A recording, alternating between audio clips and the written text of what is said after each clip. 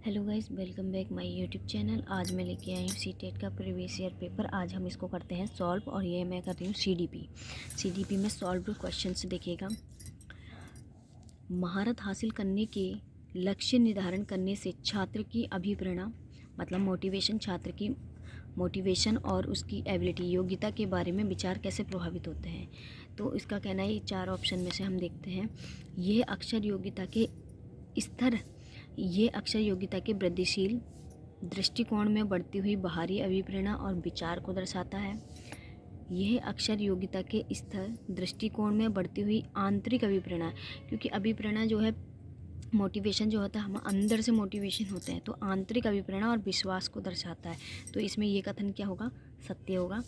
Next question में चलते हैं। समावेशी कक्षाएं, समावेशी मतलब समान, समावेशी कक्षाएं, इंक्लूसिव क्लासरूम जो होता है। देखो, इसमें क्या कहना चाह रहा है, बच्चों के बीच में हर तरह की विभिन्नताओं को दूर करने का लक्ष्य करती है। हाँ, ये सही है, क्योंकि ये सही है। और को पहचानना चाहिए, बच्चों को पहचानना चाहिए कि हर एक ही दर से एक समय में ही सीखे नहीं। हर कोई बच्चा एक समय में एक बार ऐसा नहीं सीखता है कि कोई इंटेलिजेंट बच्चा होता है, कोई एवरेज होता है, तो सब अपने अपने हिसाब से सीखेंगे। बच्चों में विशेष बच्चों की ज़रूरतों को पूरा करने के लिए एक अलग शैक्षिक क्रम नहीं, क्योंकि क्लास में कि हम अलग शैक्षिक क्रम नहीं कर सकते, सभी बच्चों को एक समान ही शिक्षा दे सकते हैं, ये भी गलत है। अलग अलग विभिन्नताओं के अनुसार विभेदित निर्देश दिए जाते हैं, नहीं, ये भी। तो इसमें आंसर क्या होगा? समावेशी शिक्षा क्या कहती है कि सभी बच्चों को समान रूप से पढ़ाया जाए। ठीक है। प्याजे और वाइगोस्टकी के सिद्धांत की प्रमुख समानता क्या है? देखो, प्याजे ने संज्ञानात्मक सिद्धांत की प्रक्रियाओं को संस्कृति की भूमिका है, संज्ञानात्मक सिद्धांत दिया था प्याजे ने, संस्कृति की भूमिका। इसमें इन्होंने, प्याजे ने क्या कहा था कि अपने संस्कृति की इसमें बात नहीं की गई थी। उन्होंने यहाँ पर संस्कृति की बात नहीं की गई थी, यहाँ संस्कृति की, समाज संस्कृति की जो बात की गई थी वो वाइगोस्टकी ने की गई थी। ठीक है। आगे है भाषा और विचार के बीच संबंधों के बारे में चिंतन। हाँ, भाषा पे फोकस किया था वो वाइगोस्टकी ने किया था, और विचार पे जो फोकस किया था वो किया था प्याजे ने किया था। ठीक है। तो यहाँ वो क्या कह रहा है, संबंध, प्रमुख समानता क्या? समानता भाषा और विचार के बीच संबंधों के बारे में उन्होंने कहा था। विचार मतलब चिंतन करना है, बच्चा चिंतन करेगा। प्याजे ने कहा था, उन्होंने कहा था कि पहले बच्चा भाषा सीखेगा और फिर चिंतन करेगा। तो ये दोनों क्या है, यहाँ पर इनसे रिलेटेड है, सही है। बच्चों के विकास में चरण जैसी प्रगति पर ध्यान देना, बच्चों को स्वयं की शिक्षा में संलग्नता और जुड़ाव। ठीक है, संलग्नता और जुड़ाव क्या है? बच्चों से कह रहा है कि स्वयं अपनी शिक्षा में से जुड़े हैं वो, ऐसा नहीं है। ये यहाँ पर इन दोनों की समानता क्या है? सेकंड होगा सही। नेक्स्ट क्वेश्चंस में चलते हैं हम लोग।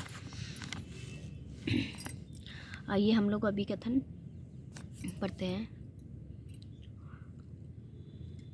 अभिकथन है, किशोर अवस्था के दौरान जेंडर अपेक्षा के अनुसार स्त्री तत्व और पुरुष की परंपराओं का पालन करने के लिए दबाव बढ़ जाता है। देखो क्या कहना चाह रहा है, किशोर अवस्था के दौरान, किशोर अवस्था जैसे कि 11 से 18 वर्ष के बीच में किशोर अवस्था, जेंडर अपेक्षा के अनुसार स्त्री और पुरुष की परंपराओं का पालन करने के लिए दबाव बढ़ जाता है। कैसे? देखो, जेंडर और जेंडर की भूमिका जैविक रूप से निर्धारित की जाती है। हाँ, ये जेंडर जो है जैविक रूप से नहीं होता है। जेंडर क्या है? जेंडर की जो भूमिका है, मतलब कि क्या है, जेंडर जो शब्द दे रखा है वो समाज ने दिया है। ठीक है। जेंडर जो शब्द है, ये स्त्री है, ये पुरुष है, ये वो है, ये है, ये समाज ने दिया है। उसने कहा है कि ये समाज के हैं। जेंडर कोई भी सामाजिक वो नहीं है, समाज ने दिया है हमें ये जेंडर, ये जैविक नहीं है। समझ आ रहा है? लिंग जो है, जेंडर उसके बारे में किया जा रहा है कि ये लड़की है, ये काम लड़का करेगा, ये लड़की करेगा, ये समाज ने कहा गया है। ये उस जेंडर की बात की जा रही है, ना कि उस जेंडर की बात। ठीक है। तो यहाँ जैविक रूप से निर्धारित की जाती है, भूमिकाएं निर्धारित की जाती है। नहीं, ऐसा नहीं है, क्योंकि हमारा समाज निर्धारित करता है कि लड़की ये काम करेगी, लड़का ये काम करेगा। तो ठीक है, इसमें दोनों ही गलत हैं। तो ए और आर दोनों सही है? नहीं, ए और आर दोनों गलत हैं। ए वाला हो जाएगा, ए और आर दोनों ही गलत हैं। नेक्स्ट में आ जाएंगे। नेक्स्ट में आते हैं हम। एशियाई संस्कृति में जो सामाजिक सद्भावना पर जोर देते हैं, क्रोध की अभिव्यक्ति को हतोत्साहित किया जाता है और शर्म को प्रोत्साहित किया जाता है। देखो वो क्या कह रहा है, एशियाई संस्कृति में जो समाज है उसकी शब्द भावना पे जोर देता है, क्रोध की अभिव्यक्ति पर हतोत्साहित किया जाता है और किया जाता है, मतलब कि उसका जब क्रोध होता है हतोत्साहित कर दिया जाता है और शर्म को प्रोत्साहित किया जाता है। ठीक है, शर्म को प्रोत्साहित कर दिया जाता है। जैसे कोई होता है कि बच्चा ये शर्मीला है तो उसको प्रोत्साहित करते हैं, और क्रोध वाले बच्चे को क्या करेंगे, वो उसको उसका लेवल नीचे गिरा देंगे। तो ये भावनाएं उसमें कहा कि एशियाई संस्कृति में होता है। नेक्स्ट में आ जाते हैं हम, भावनाएं व्यक्तिपरक हैं। भावनाएं जो व्यक्तिपरक हैं, जो हमारे इमोशन हैं, सब्जेक्ट हैं, और सीखने में कोई भूमिका नहीं। हमारी भावना अगर अच्छा करने की तो हम अच्छा करेंगे, अच्छा सीखने की तो अच्छा सीखेंगे। ये गलत है यहाँ, और ये भी गलत है यहाँ। तो यहाँ क्या है, ए और आर दोनों ही गलत है। ठीक है, नेक्स्ट चलते हैं।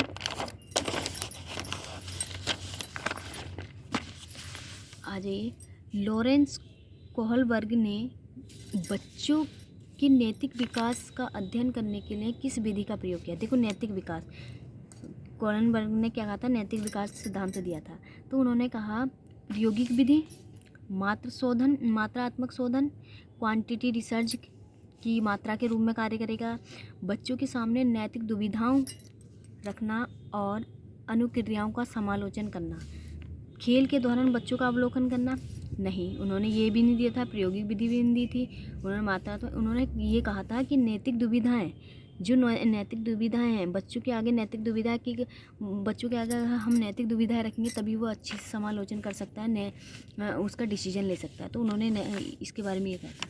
लेव वाइगोत्स्की के अनुसार भाषा और विचार के बीच में क्या संबंध है। लेव वाइगोत्स्की के अनुसार भाषा और विचार विकास की जटिल विनिमय प्रक्रिया है। अच्छा, भाषा विचार को आकार नहीं देती, गलत। विचार भाषा का आकार नहीं, गलत। भाषा और विचार एक दूसरे से स्वतंत्र हैं, नहीं। भाषा और विचार, पहले बच्चा भाषा सीखेगा फिर विचार करेगा, तो ये दोनों से एक दूसरे से जुड़े हैं, स्वतंत्र नहीं है, अलग अलग नहीं है, ये भी गलत। तो ये क्या कहना चाह रहा है, भाषा और विचार विकास की जटिल विनिमय प्रक्रियाएं हैं, क्योंकि भाषा और विचार से ही हमारा जो विकास है एक जटिल प्रक्रिया बनती है। ठीक है, नेक्स्ट चलते हैं। भावना, व्यक्तित्व और सामाजिक संबंधों में परिवर्तन और स्थिरता किस विकास में शामिल है। क्या कह रहा है, भावनाओं और हमारे जो इमोशन है और व्यक्तित्व, हमारी पर्सनैलिटी, सामाजिक संबंधों में परिवर्तन और स्थिरता किस प्रकार में शामिल है। परिवर्तन और स्थिरता, ठहराव हो गया और परिवर्तन, हमारे चेंजेस संबंधों में क्या है, वो क्या कहना चाह रहा है, भावनाएं और व्यक्ति और सामाजिक संबंधों में परिवर्तन और स्थिरता किस विकास में शामिल है। किस विकास, संज्ञानात्मक विकास में शामिल है, सामाजिक, भावनात्मक में, व्यक्ति विकास, मनोसामाजिक में। देखो क्या कह रहा है, संज्ञानात्मक विकास में उन्होंने क्या कहा था कि बच्चे की मेंटलिटी पर ध्यान दिया गया था, है ना, मेंटलिटी पे ध्यान दिया गया था, दिमागी। भावना मतलब इमोशन हो गया, भावनाओं, और व्यक्तित्व मतलब विकास। तो संज्ञानात्मक विकास में उन्होंने क्या कहा था, जीन पियाजे ने, उन्होंने कहा था कि बच्चा क्या है, भावना, व्यक्तित्व सब तरह से सीखेगा, उसमें परिवर्तन भी आएंगे, उसके संबंध में, समाज में के स्तर पे जाएगा तो परिवर्तन भी। तो यहाँ हमारा पहला सही हो जाता है। नेक्स्ट पर आते हैं, शिक्षकों को बच्चों को प्रयोग के लिए बहुत सारे अवसर देने चाहिए और उदाहरण और गैर उदाहरण पर चर्चा करनी चाहिए। बच्चों को प्रयोग के लिए बहुत सारे अवसर देने चाहिए, हाँ ये सही है, और गैर उदाहरण भी देने चाहिए। तो बच्चों में गलत धारणाओं को निपटाने के लिए एक रचनात्मक तरीका, विपरीत उदाहरण प्रदान करना चाहिए। हाँ, तो यहाँ ये भी सही हो जाता है कि बच्चों को कई सारे एक ना एक से ज़्यादा उदाहरण देने चाहिए ताकि बच्चा सीखे, करेगा, और बच्चों में गलत धारणा निपटाने के लिए एक रचनात्मक कार्य करना चाहिए। तो इसमें दोनों ही सही हो जाएंगे और ए की व्याख्या आर सही करता है। पठन वैकल्य ने जूझ रहे छात्रों को पढ़ाना सिखाया जा सकता है। देखो पठन वैकल्य, देखो क्या है, study the struggle with the dyslexia. पठन का मतलब होता है पठन कौशल में पठन कौशल को यहाँ डायलेक्सिया बोल रखा है। पठन कौशल से जूझ रहे जो बच्चे को पढ़ना नहीं आता है या उसे सिखाया कैसे छात्रों को पढ़ाना सिखाया जा सकता। अनुकूल की अनुबंधन विधि के द्वारा, मतलब कि condition method, associated method, thought, विचार के अनुसार वो क्या कह रहा है, और व्यवस्थित प्रकार से प्रशिक्षण देके छात्रों को कर सकता है। उच्च ग्रेड करके पाठन ग्रंथ प्रदान किया जा सकता है, नहीं। लंबे और जटिल गद्यांश देखे, तो यहाँ हमारे तीनों गलत हो जाते हैं। बच्चों को हमेशा लंबे और जटिल गद्यांश देंगे, वो बार बार गलती करेगा, बार बार शब्दों को, कई सारे शब्दों को सीखेगा। जटिल प्रकार से बड़ा सा गद्यांश दे जिससे कि बच्चा बार बार उसको पढ़े और उसको सीखे। ठीक है, नेक्स्ट है, एक शिक्षिका खुद से पूछती है, मैं ऐसे अनुभव कैसे प्रदान कर सकती हूँ जिसमें छात्रों को पर्यावरण के विभिन्न प्रकार की वस्तुओं को वर्गीकृत करने और उनकी वर्गीकरण की स्कीमा विश्लेषण करने की आवश्यकता होती है। वह उसमें किस बुद्धिमत्ता को बढ़ावा देने के लिए कोशिश कर रही है।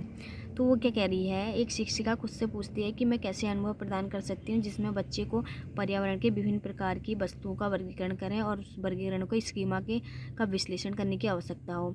वो छात्र में किस बुद्धिमत्ता को बढ़ावा देना कोशिश कर रही है। देखो क्या कहना चाह रही है कि मैं बच्चों को कैसे करूँ जो पर्यावरण से भी जुड़ें और उससे वर्गीकरण करें और अपने शारीरिक गति संवेदना, मतलब बॉडी काइनेटिक्स इंटेलिजेंट को कहना चाह रही है। भाषा बुद्धिमत्ता के लिए कहना चाह रही है।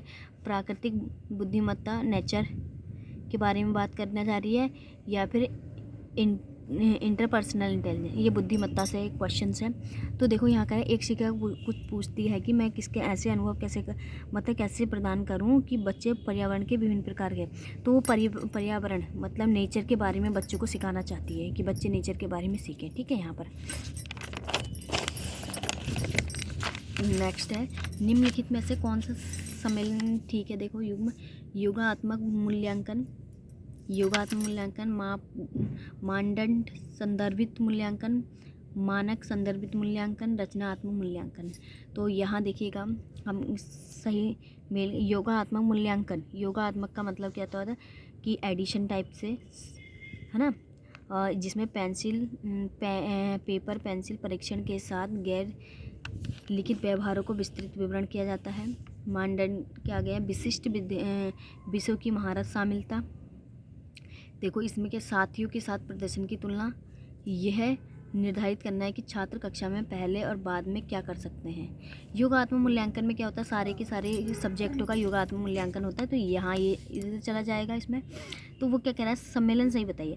योगात्मक मूल्यांकन में पेपर पेंसिल परीक्षण के साथ गैर लिखित व्यवहारों के विस्तृत विवरण शामिल होते हैं। हाँ, ये क्या होता है, योगात्मक मूल्यांकन में पेन पेंसिल का परीक्षण, उसके साथ में गैर लिखित जो हमारे पास लिखित चीज़ें होती हैं और विवरण शामिल होता है। मापदंड में क्या, विशिष्ट विषयों की महारत, ये नहीं होगा। मानक संदर्भित साथियों के साथ प्रदर्शन नहीं। और रचनात्मक, ये निर्धारित करना कि छात्र कक्षा से पहले और बाद में क्या कर सकते हैं। हाँ, ये हो सकता है रचनात्मक मूल्यांकन कि बच्चे कक्षा से पहले और कक्षा के बाद में क्या मूल्यांकन कर सकते हैं। ठीक है, ये सही होगा हमारा। आगे है, निम्नलिखित में से क्या दृष्टिकोण बाधित बच्चों को कक्षा में भागीदारी लेने में बाधा डालते हैं। देखो, निम्नलिखित में से दृष्टिकोण बाधित विद्यार्थियों को कक्षा में भागीदारी लेने में बाधा डालता है। क्या डालता है, देखो, ग्राफिक सामग्री स्पर्शनीय तरीके से, इलेक्ट्रॉनिक रूप से प्रारूपी व्याख्यान प्रतिलेखन, मुद्रित पाठ्यपुस्तक और नोट्स, उभरी हुई रेखाएं चलती हैं, दृष्टि बाधित लोगों के लिए होती हैं उभरी हुई रेखा।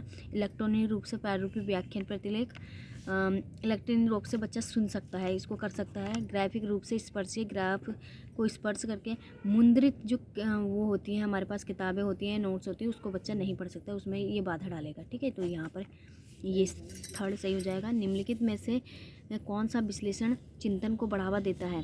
कौन सा विश्लेषण चिंतन को, एनालिसिस को बढ़ावा देता है। एनालिसिस का मतलब होता है कि बच्चा क्या करता है, समझता है, थोड़ा बहुत जानता है उसके बारे में वो बता सकता है, एनालिसिस कर सकता है। तो क्या कह रहा है, भारत में जनसंख्या वृद्धि के विभिन्न कारण क्या हैं, भारत की राजधानी क्या है, भारत में कितने राज्य हैं, भारत की कुल संख्या कितनी है।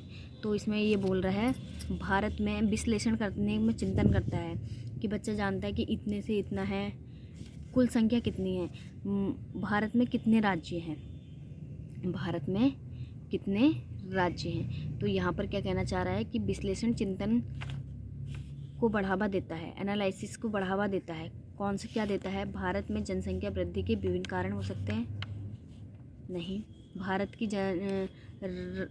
राजधानी नहीं, भारत में कितने राज्य हैं और भारत की कुल संख्या।